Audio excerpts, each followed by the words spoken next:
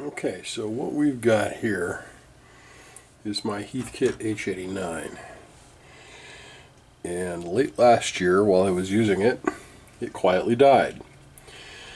The terminal board works fine. When I power it up, I get a beep, and when I take the terminal portion offline, it works fine. I should note that the H-89 consists of two actual separate computers, okay? There's this board here, which is the terminal logic board. It's basically an H19 terminal, okay? And then there's this board that turns the whole thing into an H-89 computer, okay? It's got 6 bus slots on it. There's 3 here, and then there's 3 over here. This is a 16K RAM expander. And essentially what happens is when you power the machine on, both boards come up and each one makes a beep through the terminal, okay? Because I'm only getting one beep and the terminal itself works, which means I hit my the online key, which you really can't see right now. I don't know if I can move this into position so you can see it. This online key right here. It turns off or turns on local echo, which means I can type on the screen or type on the keyboard and see things, the correct characters appear on the screen. That tells me there's something wrong with the computer. So what we're going to do now is expose the terminal logic board, or not the terminal logic board, the computer board itself. We're going to move it into a position we can work with it, and we'll go to trying to figure out what died. I suspect it's either a voltage regulator or one of those little tantalum capacitors, but we're going to figure it out. Okay, first we're going to go ahead and take these off, and because oh come on, you're not going to fit in there, are you? You're going to make me get a wrench. No, okay. I've had it powered up, and I really don't want to come in contact with the coil on that CRT, because that'll really kind of mess up my day, permanently or temporarily, depending on where the current flows, right?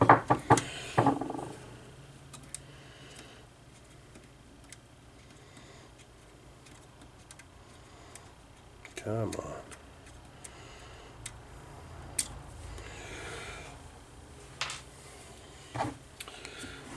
Take this one out.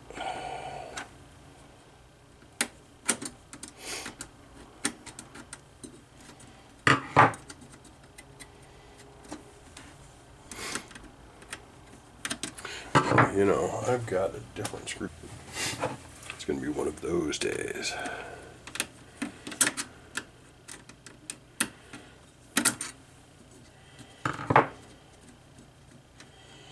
You know, I get that slotted screws were all the rage back in the early years, but they shouldn't have been made after the Phillips screw was designed. Okay, we'll take that off. And this is a serial board, and I'm pretty sure this is a Z-37 or an H-37 soft sector disk controller, and this is an H-17 hard sector disk controller. This particular computer is configured so both of these can work at the same time.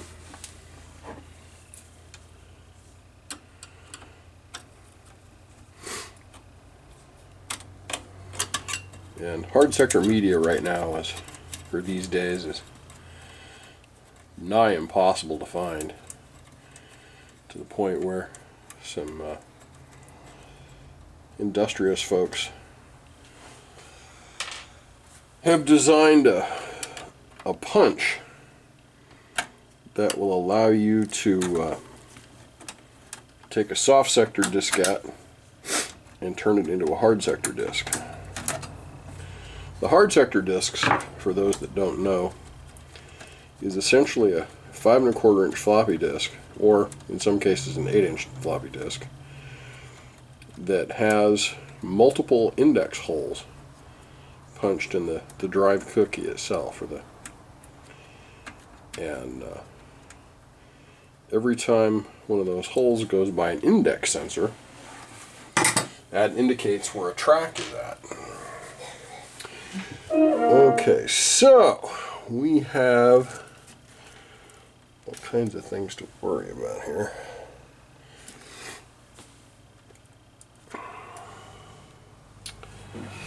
So we're going to unplug that connector. This is actually a cable that goes from the H37, which is this board here, to a back panel connector that allows me to run external drives. Okay, I need to find that screwdriver I lost because I've got to use it as a pry bar.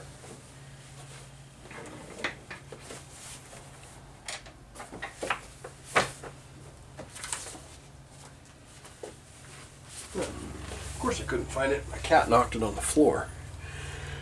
That's my story and I'm sticking to it.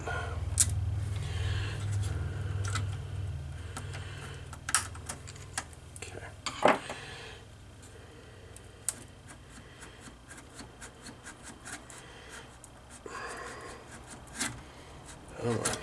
There we go. Dust this off.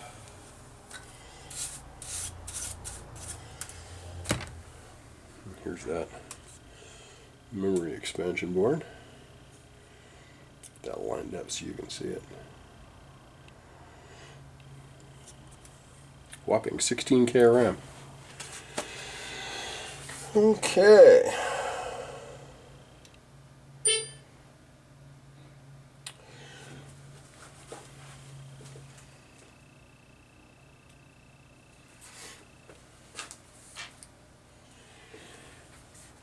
And we've got power regulators here, voltage regulators. But I am thinking I really need to get this board out of the machine.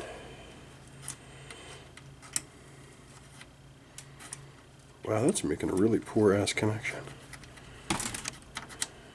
The cat shows up. Cat needs to leave. You know, just for giggles, I wonder if that was my problem. Let's see if we get 2 beeps.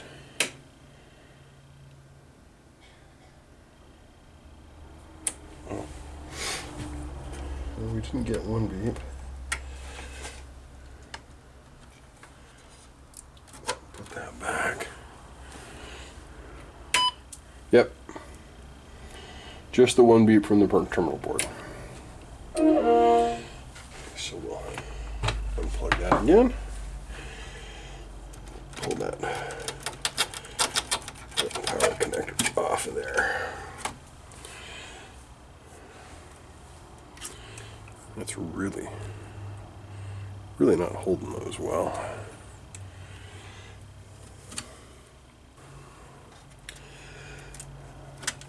This comes off.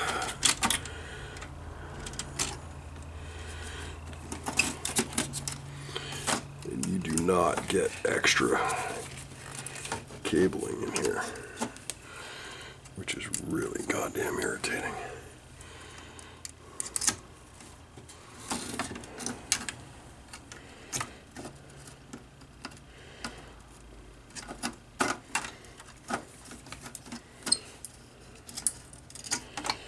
This is the serial board. You really can't see that well. There's 3 Intel 8250 serial ports on there. Get your line drivers here. Okay.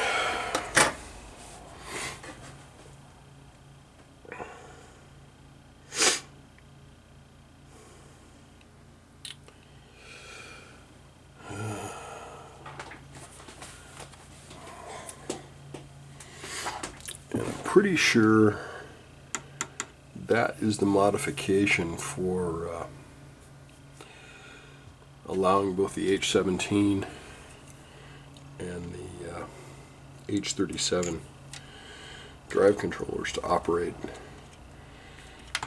at the same time. So I'm going to pop you off.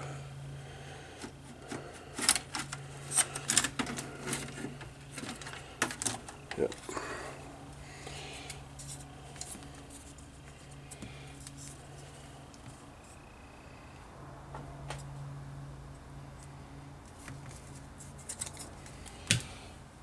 I'll show you what the drive controller looks like. Oops, there we go. I don't know how well it'll focus, but one thing that I've heard is a real serious problem with these is this edge connector. Apparently it's very easy to get them off by one pin, and when you do that, it puts power down the ground rail,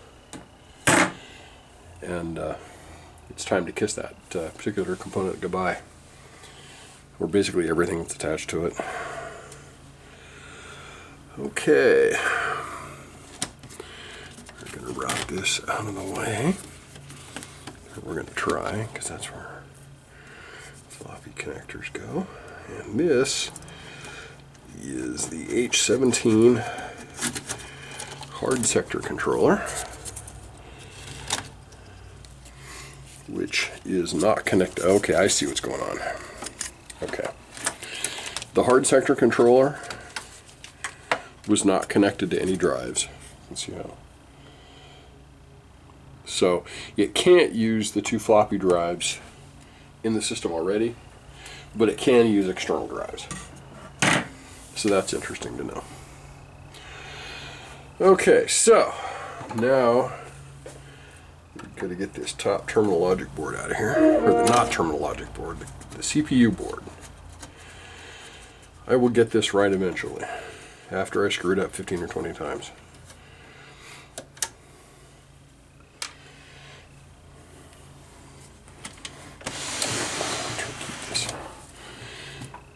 Doing all this and trying to keep this in frame at the same time is interesting.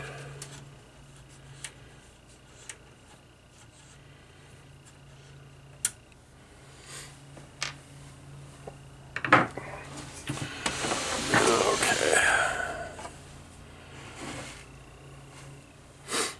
And this comes off of there.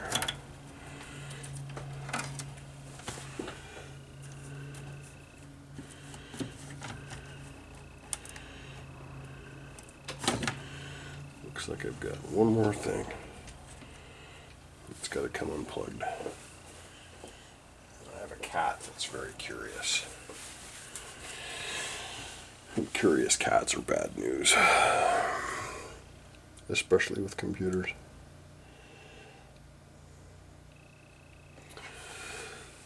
Okay. Trying to be very gentle with this, because I don't want to go crosswise with that. There we go. Okay, here is the main terminal logic board. Not the God, I swear to God, I have got main terminal logic board on the brain. This is the CPU board. Maybe one day I will actually remember that.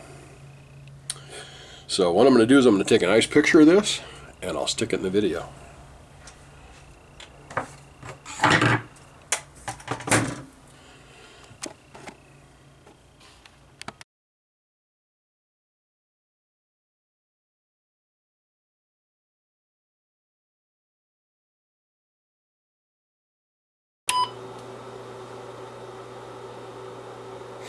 Okay, we need to look for a 2 megahertz signal on clock in on the CPU, which is this chip right here. And that's going to be on pin 6. So we count 1, 2, 3, 4, 5, 6 pins. And we'll go ahead and hit auto. Let that figure it out for us. And we are getting, turn the damn menu off, 2.49. Yeah, it's pretty close. So we have a good clock there. So our next check is U556 pin 3. And 556 pin 3 is right over here. So we go to the third pin here. And again, it looks like we've got a good 2 megahertz signal.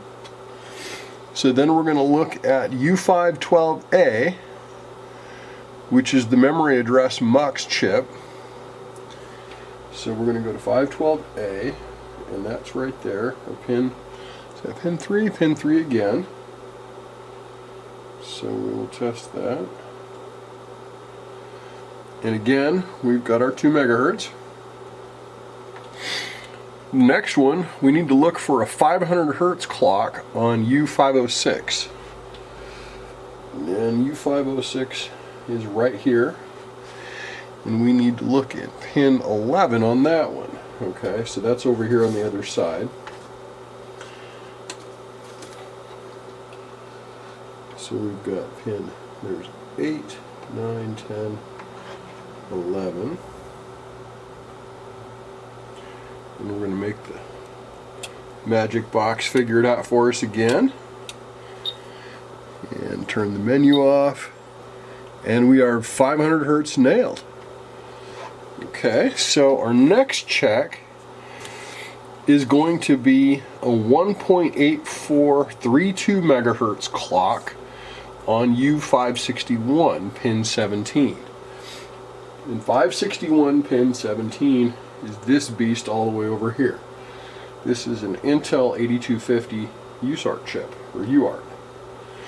So we have to check pin 17. So we're going to go, let's see here, 1, 2, 3, 4, 5, 6, 7, 8, 9, 10, 11, 12, 13, 14, 15, 16, 17. Oops. Gotta be careful not to short that out. And we'll make the magic box again. Figure it out. And turn the menu off, and we've got, it's a 1.8. That's pretty close. Okay. So that check passed. So now we got to check the reset circuits, but I can't do that without the connection to the terminal board, which is this connector right here. So I need to figure out how to get this connected with the short cable that I have, and we will figure that out shortly. The terminal logic board here with this CPU board, it's right here. I needed to make this little cable, and this cable basically replicates this cable here.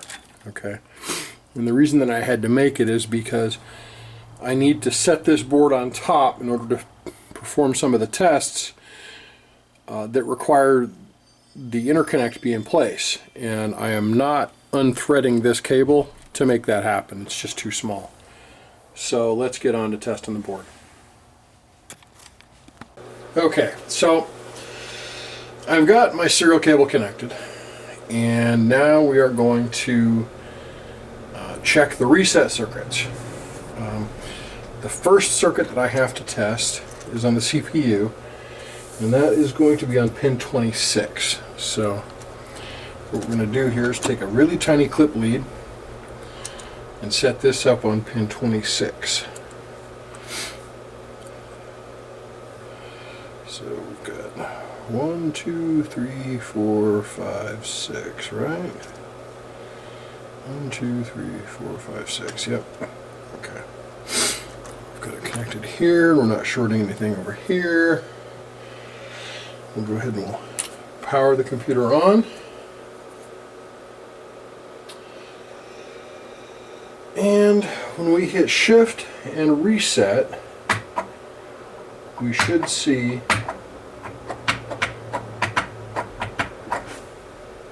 oh, I didn't get anything out of that.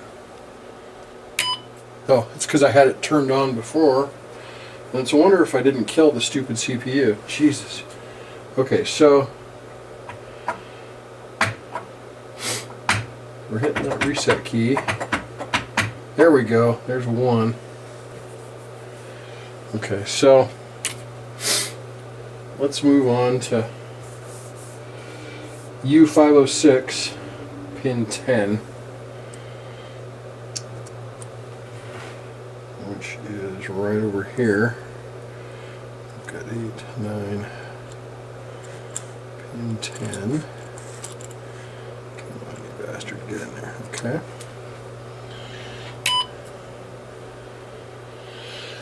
And again, I'm all grounded up, right? Yeah, got good grounds.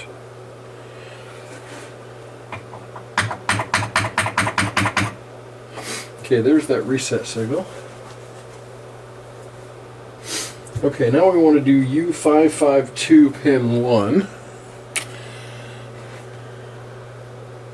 So we've got to find 552.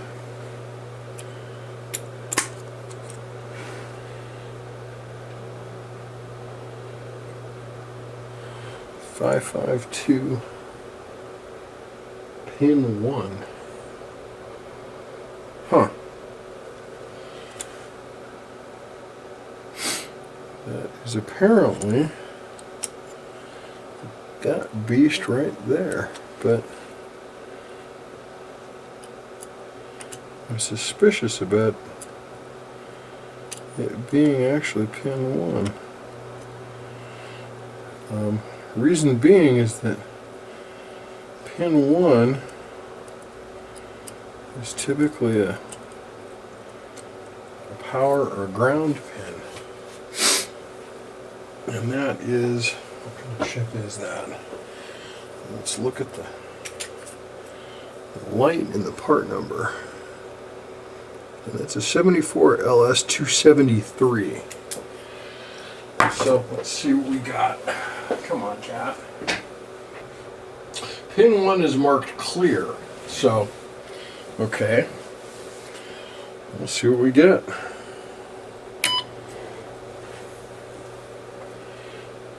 And we hit. And there's the reset signal. Okay, so that test is good. Now we're going to look at 515 pin 12. 515. Where is 515?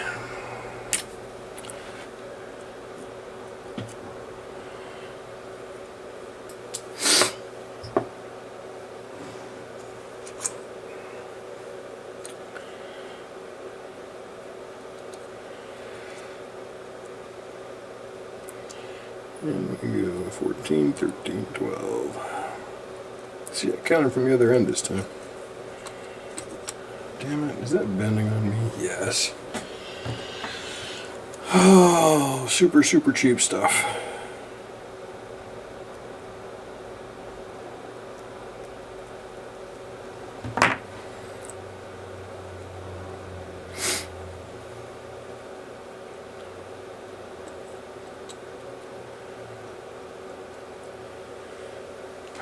On. And again with the shift reset. And there's the reset. Okay. Okay, so and then the next test points are going to be normally low and will pulse high, and then back to 0 when the right shift reset keys are pressed and released. So 503 pin 11.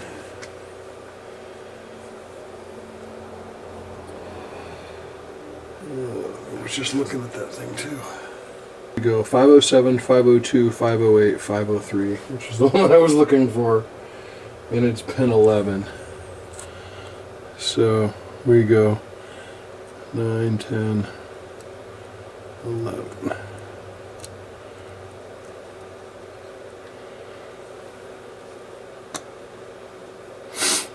And that should read low, which it does. It should come up when I hit reset. There we go. Okay. And 561 pin 35, which is the serial port. That's going to take some getting to. It's all the way over here on the corner of the board here. So we've got 40, 39, 38, 37, 36, 35, right? Right? There's 40, 39, 38, 37, 36, and 35. And I actually saw that come up. And go back down. So reset. Yeah, and we got a reset. Okay. That is operating properly. So now we're going to move to the automatic memory test. That's going to take some setup, so I will be back in a second. Okay, this is kind of funny and a little bit weird. I went ahead and I got the 16K memory expander put back on here because the next step is a ROM-based RAM test. Well, I went ahead and, just for grins, tried to power the system up. And you hear those two beeps? That's what I'm supposed to get with a healthy system. But I'm not getting my boot prompt. So what I'm going to do is that, and that probably means that I have this cable, there's something wrong with that cable. So what I'm going to do is I'm going to put it back in the chassis and use the original cable, and then we'll see what we get. Fingers crossed. Oh, you know, yeah, no, we're going to go ahead and I'm going to leave it here. I'm going to do that RAM test, and then we'll go from there. We'll be back. I've had to put the camera in a funny position and cover it with a shade so you guys can see the screen as the memory test progresses. But apparently the board works now, and I have no idea why. So, yeah, I'm confused. But we're going to let this RAM test run.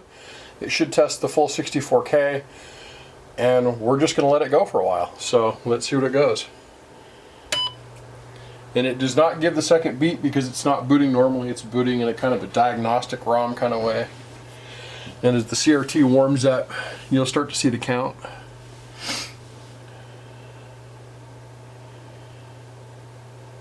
The addresses it shows are in octal, which is kind of strange, but at least for me, I'm used to dealing with machines in hex. A lot of the Heathkit 8-bits did a lot of their work in octal, which is base 8, not base 16 like hex is. And we're just gonna see how this goes. And while it's running, I'm gonna read up on the memory test and what it does, because I haven't done that yet.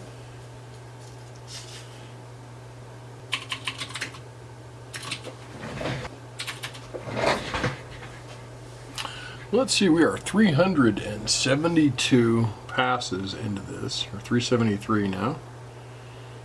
And it seems to be going pretty good. So I think I'm going to stop it here, and we'll go back to putting the machine together. Or I'll put the machine back together and put the dip switches back in the position as they were before I started. And we'll see if this thing boots. So I'll see you in a second. 2 beeps, yay!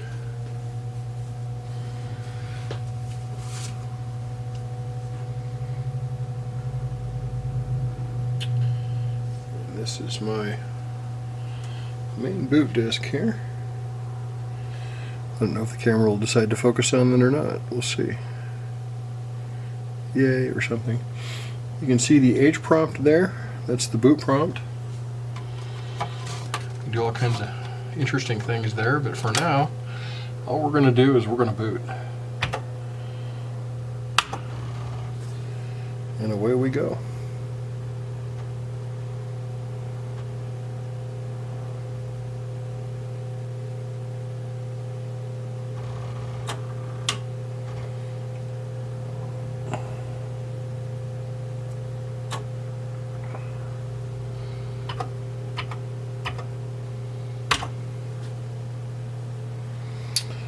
And woohoo! I now have a working machine. At any rate, so I suspect that the machine was not working because of one of those large Molex connectors. Sometimes their connections are a little bit flaky, and me unplugging it and plugging it and doing it, you know, moving things around a whole lot, I think that's what solved the issue. However, I've got two other complete basket case H-89s that I've been sitting on for a number of years, haven't done anything with, that I was going to use as spares for this machine. And I think what I'm going to do is go ahead and get those two repaired and working. So there should be videos coming up showing those repairs. And I can guarantee you that those are not going to be as easy as this was. So that's all I have for now. I thank you for watching. Please subscribe. More interesting things are going to come soon or eventually. We'll see. Thanks a lot, folks.